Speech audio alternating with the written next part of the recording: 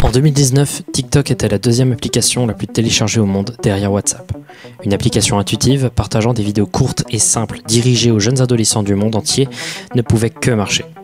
Si ce fut un temps la risée d'Internet, tous ont dû s'accoutumer à ce réseau social qui aujourd'hui vise beaucoup plus que juste les très jeunes adolescents. Mais comme tout ce qui est utilisé grandement sur Internet, des utilisations non prévues apparaissent. Des scandales liés à des comptes étranges, des personnalités bizarres, malsaines, des TikTok flippants qui font le tour du monde, allant du simple témoignage paranormal à la découverte de cercles obscurs au sein de l'appli.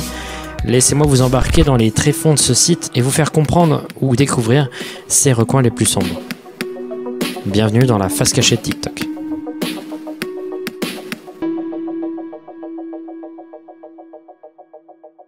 Bonjour à tous et bienvenue dans ce qui semble être une des vidéos les plus demandées de l'histoire de ma chaîne. Vous me l'avez longtemps demandé de faire la face cachée de TikTok, m'aventurer dans les recoins les plus sombres et les plus obscurs du site, mais je n'ai jamais véritablement eu l'envie de le réaliser jusqu'à très récemment, alors qu'un scandale éclatait qui impliquait des vidéos trouvées sur le site. TikTok est extrêmement utilisé. Ça doit être le réseau social le plus utilisé actuellement en termes d'utilisateurs actifs, on se l'entend bien. Et évidemment qu'il y allait y avoir une face un peu plus sombre, un peu plus cachée. Sans plus tarder, commençons avec la première histoire dont vous avez probablement entendu parler. Numéro 1, Randonautica. Le 20 juin 2020, un TikTok de l'utilisateur R-Henry va énormément impacter Internet. Avant de vous le montrer, ou plutôt de vous le remontrer, parce que vous l'avez déjà probablement vu, j'aimerais vous parler d'une application, une autre, du nom de Randonautica, qui est directement liée à cette affaire. Le nom de l'application Randonautica est la contraction de random et de nautica. Littéralement la contraction de aléatoire et de navigation. L'application Randonautica donne à ses utilisateurs des coordonnées GPS générées totalement aléatoirement, et je fais une emphase sur ça parce qu'on va en reparler, autour de chez eux, dans l'objectif de découvrir de nouveaux endroits, s'aventurer dans des endroits peu conventionnels, découvrir des choses un peu nouvelles. Et en vrai, le concept est cool. Mais évidemment, avec n'importe quel concept cool de ce genre, il y aura forcément des dérives. Et la dérive vient principalement du principe, celle de donner des coordonnées GPS aléatoires. En juin de cette année, une controverse gigantesque est apparue. R-Henry est un jeune homme originaire de Seattle, dans l'état de Washington. Il a 18 ans lorsqu'il part avec ses amis aux coordonnées indiquées par l'application Randonautica. Arrivés sur place, ils enregistrent un TikTok pour montrer ce qu'ils ont trouvé. Voici le TikTok en question. Guys, we found a suitcase at the Gabby, go. I'll hold your stuff. Bro. Wait, open it. Open it. It stinks, y'all. It washed up. Oh. Oh. Okay, so she's calling the police so we can see if it's actually a dead body or it's just food.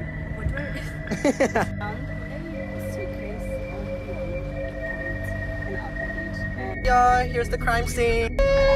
Oui, c'est bel et bien non pas un, mais deux cadavres qu'ils trouvèrent dans cette valise au bord de l'eau. Et là, on ne parle pas d'un fake, c'est-à-dire pas d'une histoire qui a été créée de toutes pièces dans l'objectif de vous faire peur. Non, c'est bel et bien arrivé, et c'est une véritable tragédie. Ils n'avaient pas à découvrir ça. Ça a fait les titres de tous les gros journaux. 10 jours après la trouvaille, les corps avaient été identifiés comme ceux de Jessica Lewis, 35 ans, et Austin Wenner, 27 ans. Un jeune couple qui avait disparu il y a quelques jours de cela, entre le 9 et le 16 juin. Le meurtre a été commis par balle et le tueur n'a pas encore été identifié à 100%, bien qu'un homme soit extrêmement suspecté. Tellement extrêmement suspecté qu'il n'y a presque aucun doute que c'est lui le tueur. Faux, parce qu'en fait, très récemment, il a été en effet jugé comme étant coupable des crimes. Gardez ça en tête, hein, c'était avant l'écriture de la vidéo, donc voilà, l'information est tombée récemment. Il s'agit d'un homme de 62 ans, Michael Lee Dudley, qui avait été arrêté récemment. D'abord, les détectives ont reconnu la valise comme appartenant à cet homme. Cet homme est également le proprio du jeune couple qui s'est fait assassiner. Des voisins auraient appelé après avoir entendu des coups de feu et des cris dans la maison du vieil homme le 9 juin, soit 11 jours avant la découverte des corps. La police se rendit sur la scène bien plus tard après l'identification des corps pour trouver des traces de sang dans la maison en question. C'est donc une véritable tragédie qui s'est passée. R-Henry explique dans ses TikTok suivants qu'il est extrêmement traumatisé par ça et on peut le comprendre. Néanmoins, ce n'est pas la seule découverte étrange qui a été réalisée avec Randonautica. Parce qu'à partir de ce moment-là, de nombreuses personnes vont s'armer de l'application et essayer d'aller chercher des coordonnées. Alors évidemment là, à partir de maintenant, il faut prendre les choses avec beaucoup de pincettes. Parce qu'avant ça, il n'y avait pas de mode autour de Randonautica. À partir évidemment du moment où ça a été réalisé, la mode était lancée et des nombreux fakes ont pu pulluler. Et c'est en la bonne foi des gens qu'il faut croire. Parmi les témoignages les plus connus, on a cet homme. So this randonauting app just brought us to this creepy town. And honestly, when we saw this, we should have turned around and left. I was kind of intrigued at how creepy this was, even though it was getting dark really quick. And next thing we know, the sun had gone down and the moon came out, giving it just more of a creepy vibe. But we had the pin pulled up, we were so close to it, and this happened. Well, Random Rock Falls, I think that was a sign that we should leave. But we kept going. And I looked into here and saw this. As soon as I realized it's some sort of face, we took off running. La raison pour laquelle il est parti à la fin, c'est parce qu'il croit avoir vu un visage. Il y avait également cette histoire de cette meuf qui avait perdu son chat, qui après être allée aux coordonnées GPS de Randonautica a retrouvé son chat. Là pour le coup je pense que c'est un fake. Il y a également cette femme qui a été menée à voir un meurtre par balle devant ses yeux, et ainsi de suite, quelques autres TikTok de choses Randonautica qui ont été trouvées, que je peux vous montrer. Why did we just go to this fucking quantum point and this whole fucking person is Sky? Oh my fucking god! Bitch, I can't! What if the person shows up in my rear view camera? No, bitch, I can't. That's what I thought it was. And then there was this path. I don't know what it is. If you know what it is or what it means, comment down below. I don't know if it's like witchcraft or something. I'm scared. And then there was like a bunch of random stuff inside. Et on pourrait continuer ensuite à donner plein d'exemples. Mais du coup, quel est le bordel avec cette application? Eh ben, tout a à voir avec une question d'aléatoire. Il y a eu une controverse due à la réponse du créateur de l'application au sujet de la controverse Randonautica. C'est simple, le créateur expliquait qu'il n'était pas responsable de ces découvertes et que Randonautica était bel et bien aléatoire, parce que de nombreux gens commençaient à suspecter que l'application avait éventuellement d'autres objectifs et qu'elle envoyait les gens à des coordonnées volontairement glauques pour leur faire peur. Ça a très vite été débunké. La raison pour laquelle on tombe sur ce genre de choses avec Randonautica, c'est bel et bien parce qu'avec des tonnes et des tonnes d'utilisateurs, des millions, eh bien forcément, il y en a un qui va être amené quelque part où il ne devait pas aller. C'est obligatoire, même s'il y a très peu de chances de tomber sur des choses aussi glauques, s'il y a beaucoup d'utilisateurs, il y a forcément 100% de chances au bout d'un moment que quelque chose d'horrible soit découvert avec l'application. Mais le problème, c'est la réponse du créateur de l'app, qui a dit, je cite, qu'il aurait bien aimé avoir été celui qui a découvert le cadavre en question. Alors, remis dans le contexte de la phrase, hein, c'est beaucoup moins atroce, mais quand tu réponds à une controverse, il y a peut-être de meilleures manières de faire. Numéro 2, NickSimino68. TikTok a été une plateforme de choix pour les gens qui apprécient énormément le paranormal. L'aspect condensé des vidéos, le fait de lancer l'action en plein milieu des phénomènes, c'est un terrain parfait pour le format du found footage. C'est le genre dans son état le plus pur. Des gens qui partagent l'étrange du quotidien quand il a déjà commencé. De nombreux comptes sont entièrement dédiés à montrer des phénomènes étranges, des endroits présumément hantés, des personnes dont la vie est rythmée dans leur quotidien, notamment par ça, et le compte @NickSimino68 en est un exemple le plus précis. Nick commence son compte le 28 août 2019 avec une série de TikTok.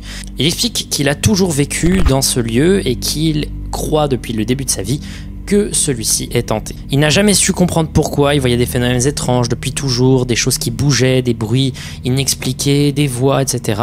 Mais que rien ne semblait l'expliquer. Jusqu'à ce qu'il tombe sur une bizarre porte, une sorte de trappe, qui va le mener à une découverte assez étrange. Il explique qu'à l'intérieur de cette porte se trouvait un paquet de petits papiers indiquant des tonnes de traitements qui auraient été donnés à des patients dans les années 1965 à 1985. Les patients en question étaient atteints de maladies psychologiques comme la schizophrénie, l'anxiété, des troubles psychotiques, psychopathiques, etc. Mais tous liés donc à des maladies mentales. Chacune de ces cartes mentionne un certain centre psychiatrique du nom de Kings Park qui existe. C'est pas une création, c'est un truc qui existe. C'était un centre qui était réputé pour expérimenter et torturer les patients à une époque où, en Amérique, Les centres psychiatriques étaient plus des sortes de containers à gens à problèmes qu'on ne cherchait pas à guérir, mais plus à protéger de l'extérieur. Il y a énormément de souffrance dans ce genre d'endroit, il y a eu énormément de choses atroces qui se sont passées, et le centre psychiatrique de Kings Park n'en est qu'un témoin. Les cartes montrant des traitements montrent aussi des prénoms, des noms, numéros et adresses des patients ainsi que des docteurs. Comme ça s'est passé entre 65 et 85, il est tout à fait probable que certaines de ces personnes soient encore vivantes. Mais alors que les gens commençaient à proposer des idées à Nick pour continuer ses investigations, notamment l'idée d'acheter ce qu'on appelle une blacklight permettant de mieux voir les cartes comme ça toutes blanches avec des écritures en relief qui sont difficiles à lire pour le coup, et bien au milieu de tout ça, il fait un TikTok quelques temps après où il annonce qu'il abandonne un de ses projets, celui de recontacter tous les patients et docteurs et tout simplement de s'intéresser à cette trouvaille. Il explique que, étant un peu un croyant à toutes les théories paranormales, il ne veut pas énerver les esprits. Pourtant, à partir de là, la vie de Nick va commencer à être extrêmement rythmée par du paranormal. Des phénomènes de plus en plus extrêmes, aussi bien à son travail que chez lui. Il va d'abord poster une série de vidéos sur son travail. Il est gardien de nuit dans un restaurant. Il explique que depuis toujours, dans son restaurant, il y a eu des phénomènes également paranormaux la nuit, mais également de temps en temps de jour, bien qu'avec beaucoup moins d'intensité. Et qu'il n'avait jamais réussi à les capturer au moment où ils arrivaient. Jusqu'à récemment, au moment où les phénomènes en question se sont beaucoup plus intensifiés. Okay, I'm literally at work right now. I'm alone. That's my car. There is not one other car in the parking lot. Look, the freaking light's flickering from the reflection in the window. I don't know what's going on. I'm here alone, and this is what I deal with that I usually don't catch on camera. This is the light switch. Ready? This? Oh, I think I stopped it. Did I stop it? No, I didn't. I didn't stop it. I don't know what's going on, and this makes absolutely no... This is my security cameras. There's no one here, so I don't understand. Oh my God, Jesus Christ. Hello? What the fuck?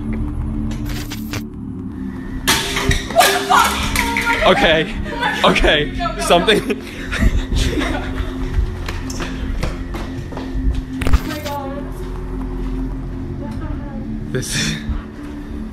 This is literally insane.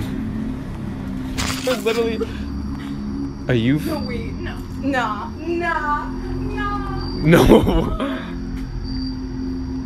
That's what's up. Il peut y voir des lumières clignotants, des objets volés, des bruits de pas, des chaises se déplacer, ou encore la jukebox du restaurant déconner et jouer aléatoirement de la musique.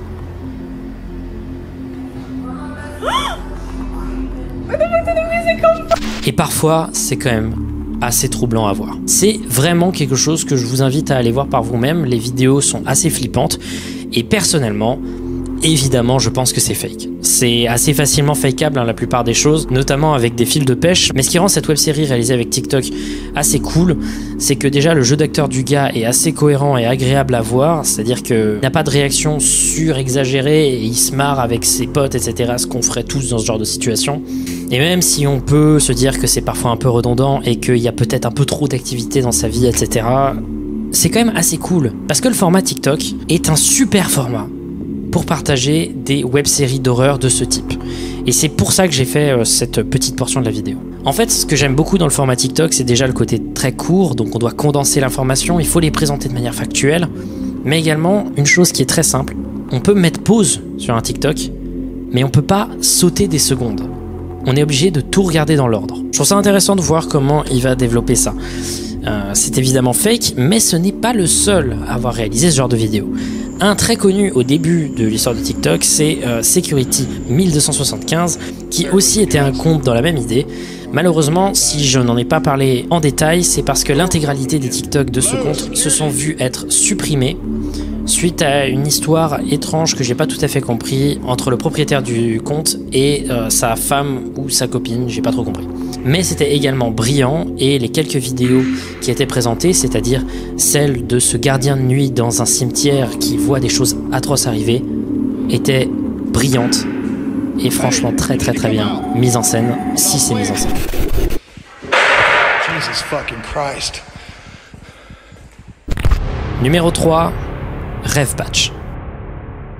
Cette histoire n'est pas que reliée à TikTok, mais elle suit en fait une histoire déjà en cours depuis plus d'une décennie. Parlons de Revbatch, Et je suis heureux de pouvoir en parler, parce que ça fait tellement longtemps que j'ai envie d'en parler. Tout commence en 2008, quand une utilisatrice du nom de Revbatch se met à poster des tonnes et des tonnes de vidéos sur internet. Mais quand je dis des tonnes de vidéos sur internet, c'est presque sans interruption depuis 2008, plusieurs vidéos par jour, voire allant jusqu'à 20 vidéos par jour parfois. Absurde quoi. Son nom est Anna Matskevič et elle s'est très vite fait remarquer sur internet étant donné que toutes ses vidéos étaient à peu près similaires et assez flippantes pour le coup. Elle est russe et elle s'est très vite fait remarquer par la bizarrerie totale de ses vidéos. Elle oscille tantôt entre des vidéos de danse étranges, interprétatives contemporaines, pour ensuite partir sur des vidéos où elle gueule et s'énerve toute seule dans un mélange de russe et d'anglais que même les natifs russes et bilingues absolus dans les deux langues ne comprennent absolument pas. Il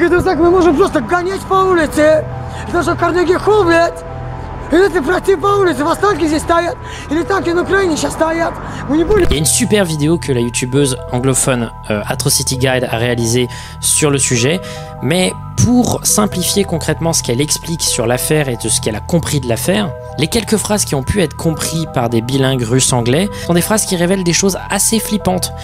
Notamment, ça parle beaucoup de contrôle, de gouvernement russe et d'une emprise particulière que le gouvernement russe aurait pour Revbatch. Mais pas que. Également pour le mari de Revbatch. Son mari se nomme Maxim Belov. C'est un homme qui postera également de très nombreuses vidéos, dont certaines avec Revbatch elle-même. Ce qu'il faut comprendre, c'est que nous ne sommes pas en face de quelque chose de fake, un ARG. C'est légitimement un cas très effrayant autour d'une personne potentiellement schizophrène et en très grave danger. Évidemment, il est difficile de croire le discours que Maxim Belov et ce qu'on comprend de Anna Matskevič, mais en l'occurrence, il est vrai que ce qu'il raconte ne serait pas absurde, étant donné que ça se passe en Russie. Parce que la Russie, c'est un pays qui a une autorité pour avoir dans son histoire utilisé la psychiatrie et les drogues et la torture pour contrer les opposants du régime. Il y avait par exemple un syndrome du nom de schizophrénie torpide, une maladie qui n'a jamais été reconnue par l'OMS et aucun autre pays que la Russie, qui était utilisée comme diagnostic aux opposants du système russe pour éviter les opposants politiques, tout simplement en disant bah ils sont fous, ça se voit pas encore mais ils sont fous et du coup il ne faut pas les entendre. Revbatch et son mari auraient participé il y a longtemps en 2013 à une manifestation russe anti-gouvernement et ça c'est les paroles de Maxim Belov, donc il faut les prendre avec beaucoup de grains de sel, mais elle aurait été internée ensuite en centre psychiatrique, ce qui avait été fait notamment avec de nombreux autres manifestants de cette période. Mais comme elle a commencé à déjà péter des câbles bien avant cela, c'est assez difficile de croire que c'est là le début de ses problèmes. Néanmoins, ce qu'elle et son mari racontent, c'est qu'elle aurait été droguée avec des substances psychédéliques qui auraient pour toujours impacté sa psyché. Très peu de choses sont connues sur Anna. Il y a énormément de gens qui théorisent le fait qu'elle aurait été une danseuse assez connue, parce qu'il y aurait eu également une danseuse du nom de Anna Matskevič qui aurait arrêté sa carrière de danseuse à cause de dégradation dans son état mental, ce qui correspond assez bien à la situation, mais malheureusement, aucune preuve de ce qui est avancé, on sait juste qu'une danseuse de ce nom aurait existé. Néanmoins, cette piste ne semble pas absurde étant donné la danse contemporaine qu'elle réalise, qui apparemment, selon 2-3 professionnels de danse, mais bon, des professionnels sur internet, vous savez très bien à quoi ça peut ressembler, ils disent que ces mouvements sont assez précis et qu'il y a quand même un peu du professionnel qui se ressente malgré une fatigue physique assez évidente qui vient avec l'âge. Bref, il semblerait qu'il y ait une histoire étrange avec ce couple, possiblement atteint de la maladie de la folie à deux, une maladie psychiatrique qui consiste à dire que les troubles psychiques d'une personne vont déteindre sur la personne avec qui il vit et qu'ils vont réaliser une sorte de double influence de folie, bref, un truc assez fou. Et énormément de choses étranges se passent autour de Anna Matskevič. Par exemple, très récemment, des vidéos qu'elle a réalisées il y a 1 an ont atteint jusqu'à 40 millions de vues. Et c'est des vidéos, mais osef quoi. Regarde, genre par exemple celle-là.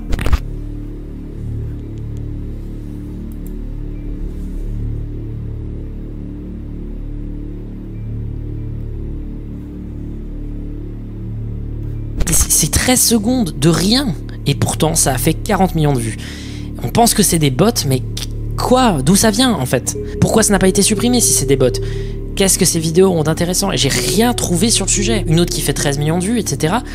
Pourquoi? Et deuxième truc étrange, Revbatch est passé de YouTube à TikTok pendant une petite période, avec 2 différents. Aussi bien le I'm watching him now, ce qui veut dire littéralement je le regarde actuellement, et @userxzmwhnn16d. Et ces TikTok ont énormément tourné.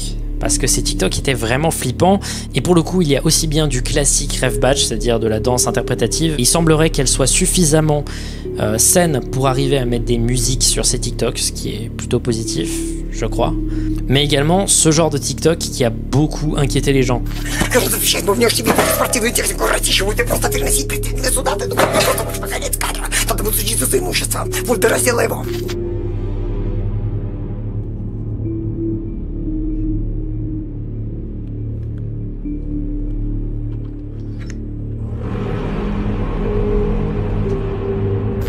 Bref, TikTok a redonné énormément de visibilité à ce cas très niche de folie sur Internet. Tout ce qu'on peut espérer, c'est que cette personne aille mieux et qu'on puisse plus en savoir sur cet étrange cas, cet étrange couple. Et tout ce qu'on peut espérer, c'est vraiment qu'elle trouve de l'aide. Ce qui risque de ne pas arriver, étant donné que malheureusement, étant russe et en opposition avec les Russes, ça va être difficile d'arriver à créer le moindre communication avec eux, chose qui n'a probablement jamais été réalisée correctement au fur et à mesure des années. Tout ce qu'on peut espérer, c'est que ça aille mieux. Numéro 4, Dark TikTok. Je vais en profiter pour un peu calmer les choses.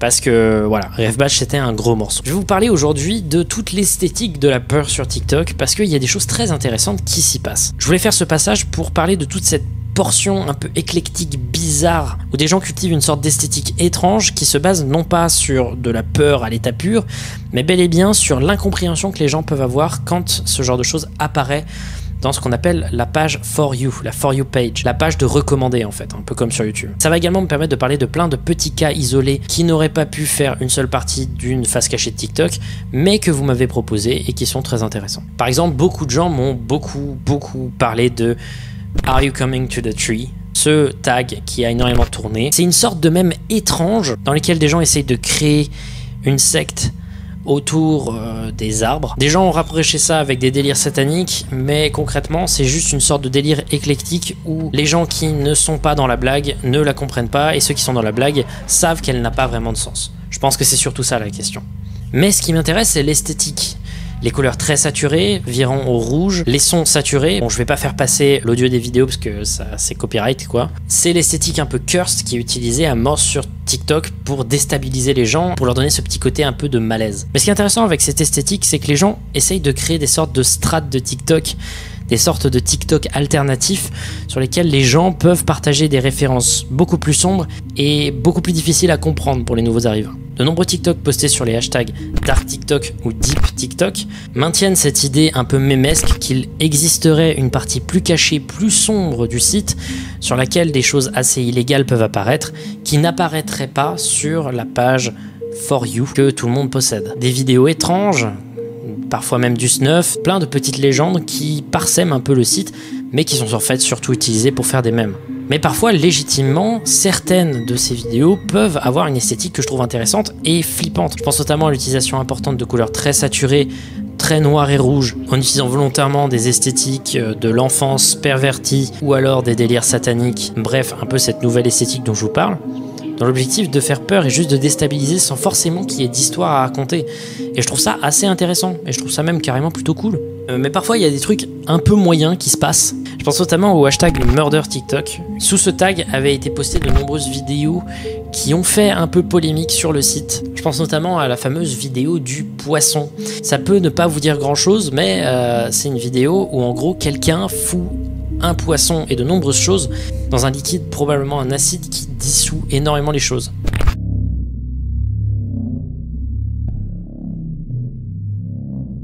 Bon, je floute la vidéo, mais concrètement, cette vidéo aurait vraiment dégoûté énormément de gens. Et sur le hashtag Murder TikTok, il y aurait également eu une controverse avec une vidéo de gens qui jettent ce qui semble être un cadavre dans une rivière. Heureusement, c'était juste une vidéo sans contexte prise dans un photoshoot un peu dissident à la con. Mais légitimement, les gens ont eu peur que ce genre de choses ne soit pas modéré.